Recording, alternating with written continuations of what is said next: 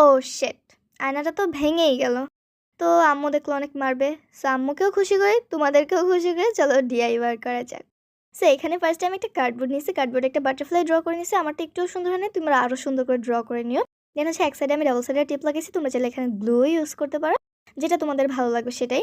And then হচ্ছে ওই ভাঙা আয়নাটা আমি একটা কাগজের উপরে নিয়ে ওইটা আরো ভালো করে গুঁড়ো, গুঁড়ো করে নিছি লাইক এরকম।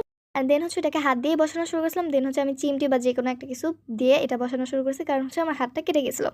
সো তোমরা কিন্তু এই অ্যাক্সিডেন্টটা করার আগে আমার মতো সাবধান হয়ে যেও। হচ্ছে আমি এক সাইড এরকম কাজ করে এখানে আমি একটা পারফেক্ট শেপের মিরর পাইছিলাম সেটাই দেখালাম তোমাদের।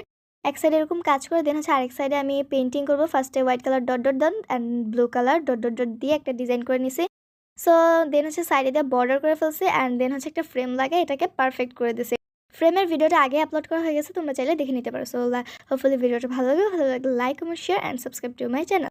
Tata take have fun, খুদাহাফেজ।